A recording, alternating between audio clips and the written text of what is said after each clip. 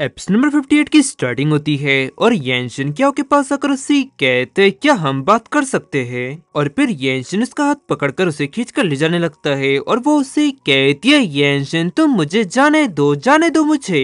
और फिर येंशिन क्याओ को एक रूम में धकेलती हुई कहता है अंदर जाओ। और फिर वो दोनों अंदर पहुंचते हैं और क्याओ उससे कहती है लेकिन मैं तुमसे कुछ भी बात नहीं करना चाहती। और फिर येंशिन उस पर हावी होती हुई कहता है तो फिर तुम मुझसे मिली थी तो तुम मुझे छोड़कर क्यों चली गई थी। क्याओ मुझे जवाब दो आखिरकार क्यों तुम वापस क्यों नहीं आई। क्या तुम ये बात जानती हो कि पिछले कुछ सालों से मैंने कैसा जीवन काटा है। क्या तुम्हें पता भी है कि मैंने तो सोचा था कि तुम मर चुकी हो। अब क्याओ सी कहती है तो फिर तुम्हें ये मान ही लेना चाहिए था कि मैं मर चुकी हूँ। और क्याओ की ये बात सुन वो हैरानी सी कहते क्या तुम्हारे कहने का मतलब क्या है।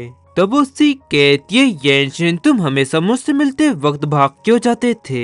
और येंशिन क्या तुम ये बात जानते हो कि जब भी मैंने तुम्हारे से जो कोई भी पल बिताए वो हर एक सेकंड मेरे लिए बहुत ही ज्यादा दर्दनाक था। इससे अच्छा तो यही था कि मैं मर जाती। और अब तुम दोबारा मुझे ढूंढने की कोशिश मत करना समझ गए तुम। तभी येंशिन उसका रास्ता रोकती हुई कहता है मुझे बताओ कि शाउटिंग के साथ तुम्हारा रिश्ता क्या है। तब क्याओ सी कहती है इस सब से तुम्हारा कोई भी लेना देना नहीं है और अब तुम मुझे जाने दो। और फिर तभी अचानक येंशिन उसे किस करने लगता है और उसे खुद को किस करता देख वो उससे कहती है तुम मुझे जाने दो। लेकिन येंशिन उसके हाथ को कस के पकड़ लेता है और फिर क्याओ उसके होठों को बाइट करती है। तब वो उससे कहता है तुम। और फिर क्याओ उसे एक जोरदार थप्पड़ मारती है और उसे ऐसा करता देख वो दंग रह जाता है। और वो उससे कहती है तुम बिल्कुल एक डॉग हो और अब तुम फिर से दोबारा मेरे सामने मत आना। और उससे ये कहकर वो वहाँ से चली जाती है। और वहीं येंशिन काफी ज्यादा गुस्सा हो जाता है। और फिर शिफ्ट तरह कुछ समय बाद का समय दिखाया जाता है जहाँ पर एन चिंता करते हुए मन में कहती है मॉम अभी तक वापस क्यों नहीं आई। और फिर वहाँ पर क्याओ आते हुए कॉल पर कहती है ओ आपका बहुत बहुत शुक्रिया। और उसे आता देख येन मन में कहती है वो आ गई। और फिर क्याओ एन से कहती है क्या तुमने कुछ खाया। वहीं एन हैरानी से मन में कहने लगती है ऐसा लगता है कि मॉम थोड़ी देर पहले रो रही थी। कौन कौन है वो जिसने मेरी मॉम को रुलाया। और फिर आगे रेन कहती है हमारा पेट भरा हुआ है लेकिन कुछ भी कहो इस रेस्टोरेंट का खाना उतना अच्छा नहीं है जितना अच्छा तुम बनाती हो। और फिर तभी एन की नजर येंशिन पे पड़ती है और उसे देख मन में कहती है ये व्यक्ति। तब फिर क्या उसे कहती है ठीक है रेन इस सिचुएशन में मैं तुम्हें कहीं और ले चलती हूँ और वहाँ पर जाकर मैं तुम्हारे लिए खाना पकाऊंगी। और रेन चिढ़ती हुई मन में कहती है ये व्यक्ति वो एयरपोर्ट से हमारा पीछा कर रहा है और अब वो यहाँ पे। और मेरे ख्याल से यही वो व्यक्ति होगा जिसने मेरी मॉम को रुलाया होगा। लेकिन अब मैं उससे और ज्यादा नहीं डर सकती मुझे किसी भी हालत में मॉम की रक्षा करनी ही होगी। और फिर क्या होगी कहती है और मैंने अपनी एक दोस्त से घर किराए पे लिया है और हम कल वहाँ पर चले जाएंगे। उसके बाद सुन रेन हैरानी सी कहती है पर इतना अचानक क्यों।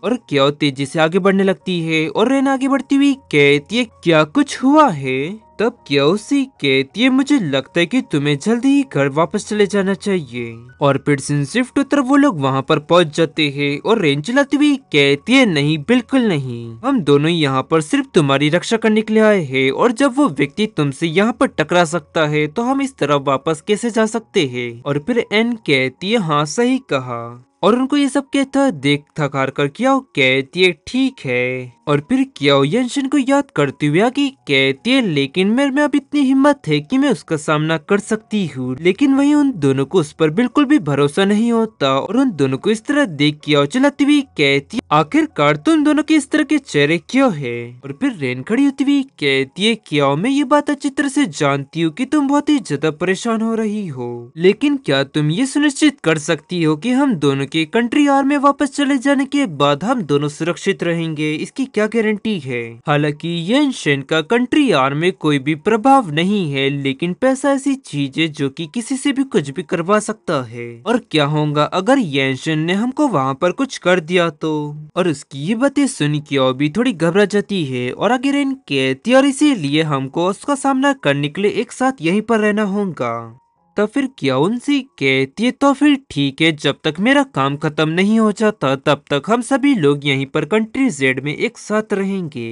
और ये सुनते ही वो दोनों ही खुश हो जाते हैं। और फिर सिंसिफ्ट तरम शुइमो को देखते हैं जहाँ पर वो कॉल पर कह रहा होता है कहो क्या बात है। और सामने वाला पर्सन उसे कॉल पर कुछ कहता है और उसकी बात सुनते ही वो एकदम से खड़े होते हुए कहते हैं क्या तुमने उसे ढूंढ लिया?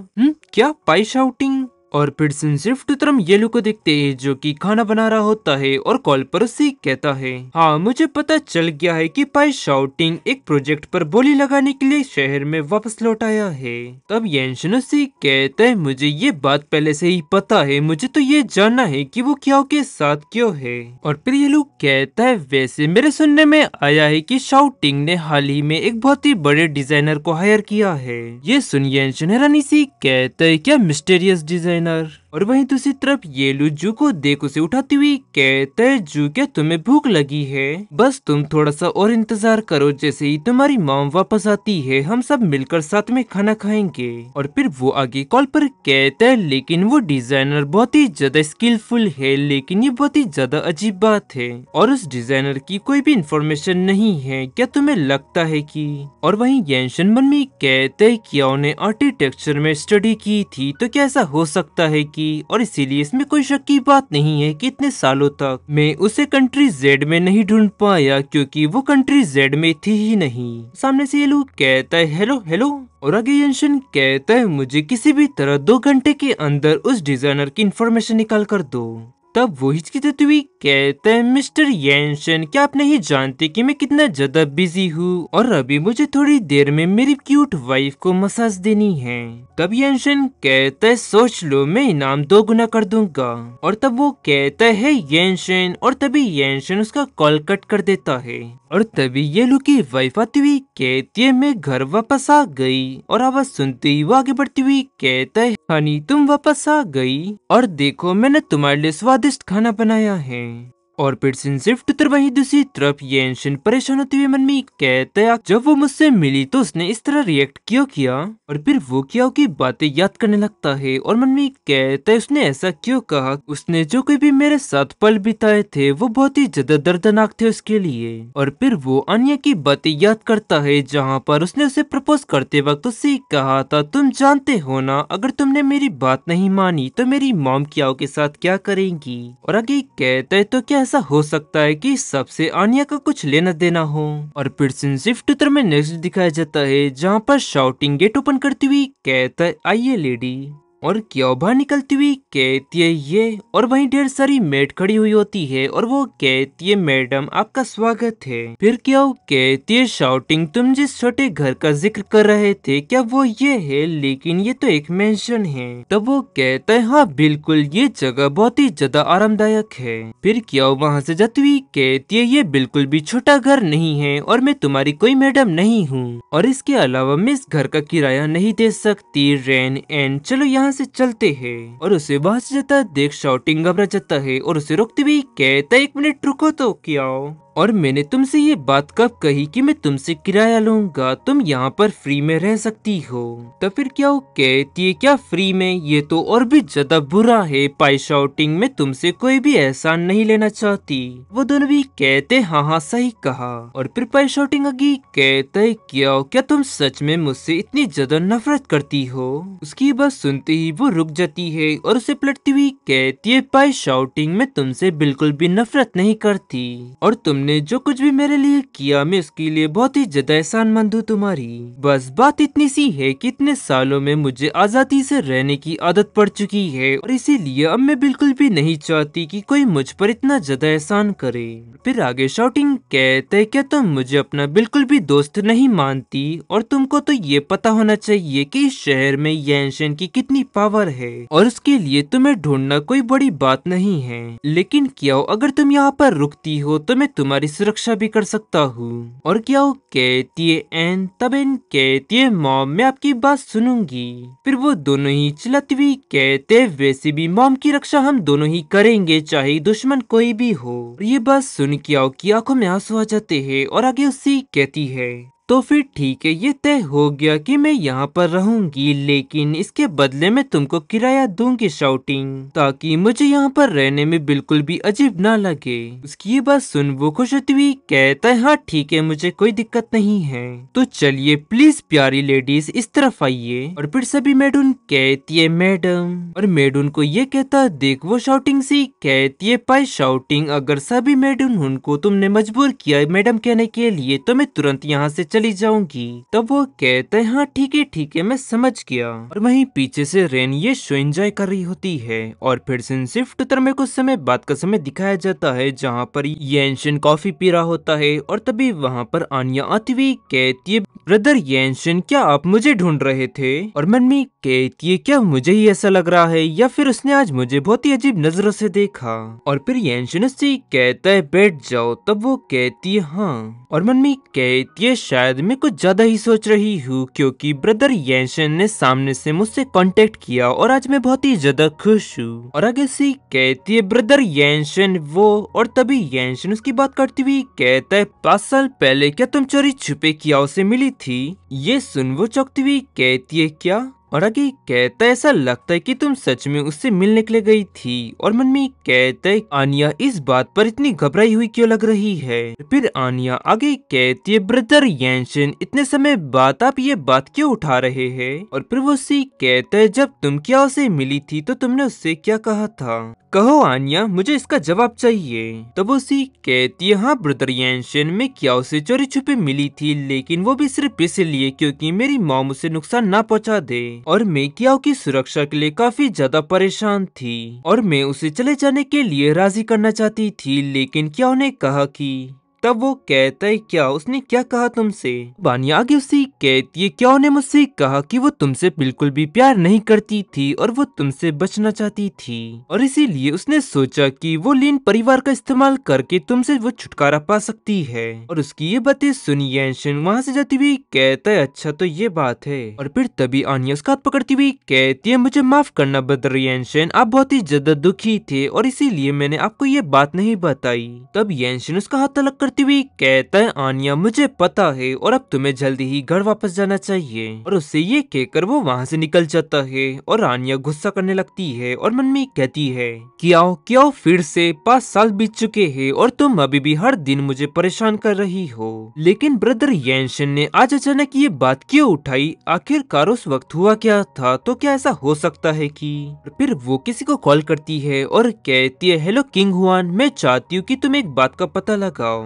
और फिर शिफ्ट उत्तर वहीं दूसरी तरफ हम शाउटिंग का घर देखते हैं जहाँ पर क्याओ अपने काम कर रही होती है। और तभी उसके पास एक मेड आती हुई कहती है मिस क्याओ एक व्यक्ति आया है जो कि आपका पुराना दोस्त होने का दावा कर रहा है और वो आपसे मिलना चाहता है। और फिर क्याओ बाहर निकलती हुई मन में कहती है मेरे ख्याल से वो चेंग कियांग होनी चाहिए, लेकिन उसे इस जगह का पता कैसे चला? और वो शुइमो होता है और उसे कहते है तुम कैसी हो? और उसे देख क्याओ हैरानी सी कहती है तुम यहाँ पे? और सुइमो कहता है हम तो पुराने दोस्त थे और तुम मुझे अंदर क्यों नहीं बुला रही हो? फिर वो अंदर जाने लगता है और क्याओ कहती है रुको, और वो सी कहता है मुझे एक कप कॉफी चाहिए। और फिर शिफ्ट उत्तर कुछ समय बाद वो दोनों कॉफी पी रहे होते हैं और तभी क्याओ उससे कहती है तुम मुझे इस तरह क्यों घूर रहे हो? और क्या वो तुम ही नहीं थे जो कि कॉफी पीना चाहते थे और इसके अलावा तुम मेरे बहुत ही ज्यादा करीब हो? तब फिर वो उससे दूर होती हुई कहते है क्याओ तुम छुपने में बहुत ही ज्यादा माहिर हो और मुझे इस बात का डर है कि तुम पे से मेरी एक सेकंड के लिए भी नजर हटी तो तुम फिर से गायब हो जाओगी।